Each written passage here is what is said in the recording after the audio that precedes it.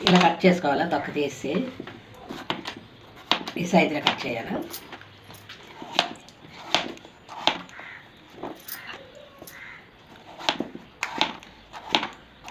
Cut చేస్తాను.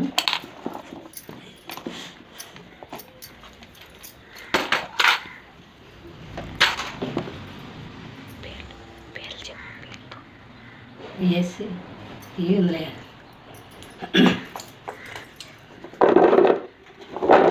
బాగా వేసాను. పట్ట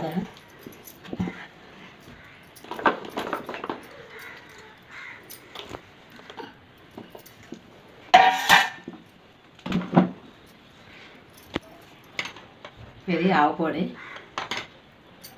ఇవి ఎల్లుల్లిపాయలు రవ్వ కొలిసినవి, ఇది మెంతి పొడి, ఇది పసుపు పొడి, ఇది కారపొడి నేను తయారు చేసుకున్నది కానీ కొన్నది కాదు. ఇది చింతపండు గుజ్జు దగ్గర మరగబెట్టింది, ఇది ఉప్పు. ఇప్పుడు ఇవన్నీ కలుపుతాను. ఆయిల్ అంతా ఆయిల్ సరిపోదు, మళ్ళీ వేసుకోవాలి, మమ్మల్ని పెట్టాను.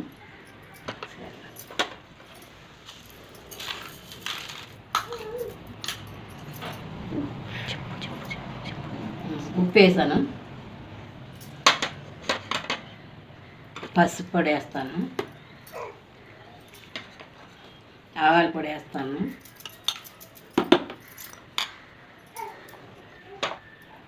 మెంతి పొడి వేస్తాను, కారపొడి వేస్తాను,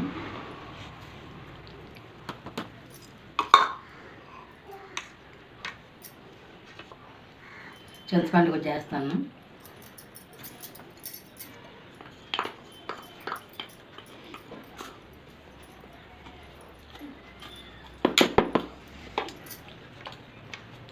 ఆయిల్ వేస్తాను,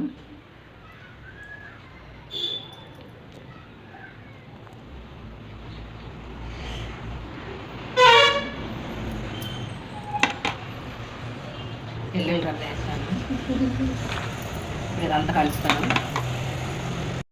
హాయ్ అండి, ఈరోజైతే పచ్చి బొప్పాయితో ఊరగాయ అయితే చేస్తున్నామండి. మీకు కూడా ఇలా దగ్గరలో పచ్చి బొప్పాయి దొరుకుతుంది కదా, ఆ పచ్చి బొప్పాయితో చాలా వెరైటీస్ అయితే చేస్తారు. ఇదొక వెరైటీ అనుకోండి. ముందు మనం చూసిన విధంగా అన్నీ అందులో వేసేసుకొని అవి బాగా మిక్స్ చేయాలి.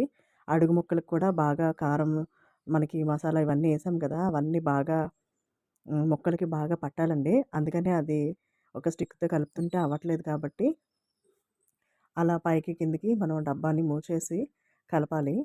అది బాగా కలిపిన తర్వాత మూత పెట్టి ఉంచేయాలండి ఒక 3 డేస్. అలాగా మనం స్నానం చేసిన తర్వాత మాత్రమే రోజుకొకసారి మనం ఇలా అయితే కలపాలి. కలిపిన తర్వాత పచ్చడి కంప్లీట్ అయింది అంటే మనకొక 5-6 డేస్ వరకు ఇది మనం అలా కలుపుతూ ఉండాలండి. మధ్యలో మనకి టేస్ట్ అయితే చేయొచ్చు ఒక 3 డేస్ తర్వాత. అప్పటికి కొంచెం ఆయిల్ అంతా పైకి తేలి ముక్కంతా కొంచెం దగ్గరికి అణిగిపోద్దండి. అప్పుడు మనకి కొంచెం పచ్చడి తయారైనట్టుగా మనకి తెలుస్తుంది. కంప్లీట్‌గా అయితే 5-6 డేస్ అయితే పడుతుందండి కరెక్ట్‌గా దాని ఫ్లేవర్ మనకి తెలియాలి. ఒక ఊరగాయలాగా ఉండాలి అనుకుంటే.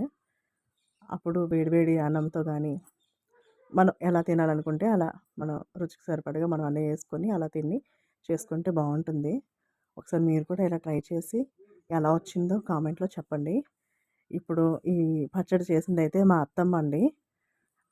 ఆమె ఐడియా ద్వారానే ఆమె చేశారు. ఇవన్నీ మొత్తం అవన్నీ తనే ఓన్‌గా చేసి చెప్పారనమాట. ఈ వీడియో గనుక మీకు నచ్చినట్టయితే మా ఛానల్ సపోర్ట్ చేయండి. సబ్స్క్రైబ్ చేయండి, లైక్ చేయండి, షేర్ చేయండి, కామెంట్ పెట్టండి. మాలాంటి చిన్న ఛానల్స్‌కి సపోర్ట్‌గా ఉండండి.